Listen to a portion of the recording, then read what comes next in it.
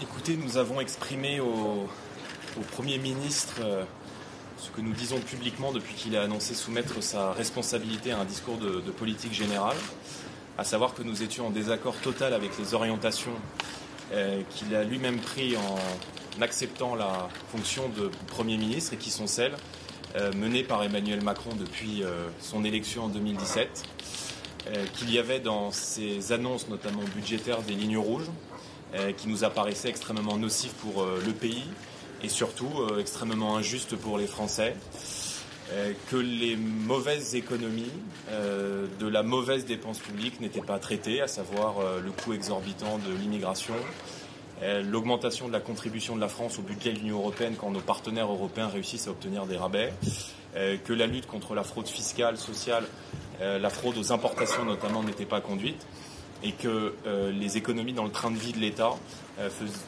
qui n'étaient pas faites faisaient dire à beaucoup de Français que les annonces qui ont été faites sont injustes et qu'on ne peut pas demander des efforts toujours aux Français qui travaillent quand les Français voient l'État ne pas se serrer la ceinture et continuer à gaspiller de l'argent public. Donc le miracle n'a pas eu lieu et évidemment que cet entretien, même si encore une fois il y a du respect pour la fonction de Premier ministre, ne fera pas changer le Rassemblement national, David. Est-ce que vous avez des portes ouvertes sur l'immigration? Est-ce que c'est plus ouvert? Non, les portes n'étaient pas très ouvertes. Le Premier ministre a indiqué dans son entretien, comme il nous a indiqué, qu'il était prêt peut-être un jour à regarder ce qu'il pouvait y avoir du côté de l'immigration, mais je pense que le temps n'est plus à la discussion. Il y a des milliards et des milliards d'euros qui partent en fumée dans une immigration qui est devenue une immigration de guichet social, qui pèse sur les comptes de l'État et qui donne à nos compatriotes le sentiment de devoir toujours travailler, de devoir toujours payer davantage pour les autres. Est-ce que vous diriez, comme Olivier Faure, que François Bayrou est simplement en train de faire la tournée des adieux et de soigner sa sortie avec ces consultations? Non, le Premier ministre avait annoncé qu'il consulterait les partis politiques après son intervention de mémoire du 15 juillet. Il ne l'a pas fait. C'est la raison pour laquelle, ne voyant rien venir, je lui ai adressé une lettre le 25 juillet en disant quid. Et en réalité, il a fait le choix d'appuyer sur le siège éjectable et de faire les consultations a posteriori. Bon, on voit bien que les choses sont évidemment dans le mauvais sens. Donc s'il avait vraiment souhaité entendre les différents partis politiques dans les réclamations qui sont les leurs, je suppose que tout ça aurait été fait dès le mois de juillet et pas comme une sorte en quelque sorte de négociation au vote ou non de la confiance. Parce qu'après tout, je l'ai dit hier, je le redis aujourd'hui, il aurait pu faire un choix différent.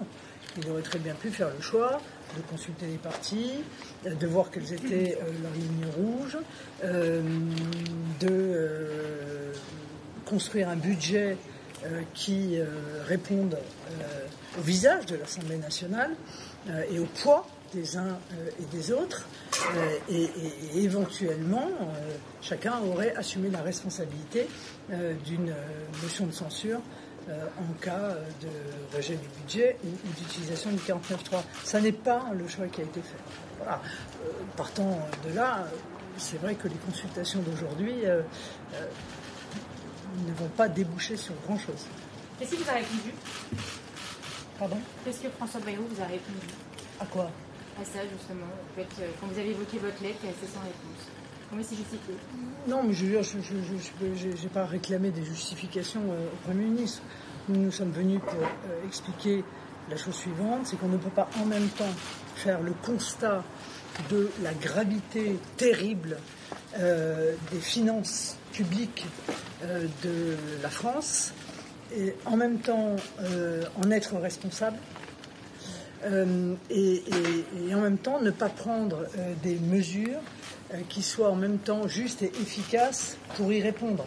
Et nous sommes en désaccord absolument total sur les solutions qui sont proposées par M. Bayrou, soit parce qu'elles sont anecdotiques, soit parce qu'elles sont profondément nocives Bon, voilà, à partir du moment où cela débouche sur est-ce que vous avez confiance ou pas dans le gouvernement, pour nous, la réponse est simple, nous n'avons pas confiance. Vous avez dit que vous attendiez non pas la confiance à un homme, mais à une politique. Et c'est-à-dire que tout nouveau Premier ministre qui serait issu du bloc central serait censuré a priori. C'est-à-dire que le seul moyen pour un Premier ministre de pouvoir avoir une durée de vie un peu plus longue serait de rompre avec le macronisme. Parce qu'on va pas se raconter d'histoire. La réalité, c'est que c'est la politique d'Emmanuel Macron qui est profondément toxique. Et elle est mise en œuvre par un certain nombre de ministres, que ces ministres soient de droite, de gauche, du centre. Pour nous, ça importe peu. C'est pas une question personnelle. Nous n'en voulons pas personnellement à tel ou tel. Nous constatons qu'aucun des premiers ministres n'a eu le courage de rompre avec le macronisme. Donc, quelles conditions vous mettriez pour ne pas censurer le prochain Premier ministre? Enfin, on n'en est pas là. Je sais que vous adorez sauter les obstacles, survoler même les obstacles, mais laissons la vie politique à son rythme. Pour l'instant, le rendez-vous est pris pour lundi. Et puis nous verrons ce que le président de la République décide. Vous appelez à une dissolution si jamais Emmanuel Macron ne choisit pas cette voie. Est-ce que vous appelez le président de la République à nommer un Premier ministre rapidement? Sinon, c'est quoi l'option? C'est attendre 4 mois? Non, mais un gouvernement d'affaires courantes qui pourrait rester en place quelques semaines. Non, mais je veux dire, nous appelons, Jordan et moi-même, à une dissolution ultra rapide. Parce que la réalité, c'est qu'il faut que la nouvelle majorité issue de ces nouvelles élections puisse construire un budget pour que notre pays ait un budget. C'est ça, en réalité, la seule solution qui soit démocratique. Et est-ce que vous pensez qu'Emmanuel Macron il sera à un moment contraint à cette dissolution? En tout cas, plus tôt on retournera aux urnes, plus tôt la France aura un budget. Beaucoup de sondages montrent que, en fait, un retour aux urnes ne changerait pas complètement le paysage politique et l'équilibre des blocs. Alors, on n'a pas eu le résultat d'élection avant que les Français aient voté. Mais en tout cas, si on est dans cette situation-là aujourd'hui, c'est parce qu'il y a eu des accords contre nature au second tour qui ont privé la France d'un cap et d'une majorité à l'Assemblée nationale. Encore faut-il que ces élections puissent se dérouler à la loyale. Sébastien Chenu a dit ce matin que vous pouviez obtenir une majorité absolue. Est-ce que vous dites la même chose? Oui, bien sûr. On se bat pour, d'ailleurs. C'est parce que nous pouvions obtenir une majorité absolue que précisément ils ont opéré ces accords contre nature. Et j'avoue avoir rappelé au Premier ministre que l'argument consistant à dire que le vote contre la confiance s'effectuerait avec LFI est un argument qui n'a aucun sens. Car je rappelle que l'accord électoral passé par la majorité l'a été avec LFI et que 40 députés LFI aujourd'hui n'ont été élus que grâce à des accords. Donc cette manœuvre anti-républicaine qui a été opérée entre les deux tours de l'élection législative dernière avait évidemment vocation à empêcher le Rassemblement national d'avoir une majorité absolue, ce qui nous permet de dire que c'était une hypothèse crédible. Est-ce qu'il vous a fait part de sa surprise que vous ayez si rapidement appuyé sur le bouton, c'est de se dire, c'est-à-dire si vite dit, nous voterons contre vous? Oui. Et que vous a-t-il dit d'autre avec ça? On lui a en tout cas répondu que nous étions extrêmement surpris, qu'il a été surpris de notre réaction, à savoir de ne pas accorder la confiance à un gouvernement macroniste. Est-ce qu'il y a la possibilité que les sénateurs finalement il n'y ait pas une motion de confiance? Vous vous attendez que vous finalement décide de ne pas proposer la motion de confiance? Ça existe. À partir du moment où il l'a annoncé, ce serait tout de même étonnant qu'il revienne sur cette décision.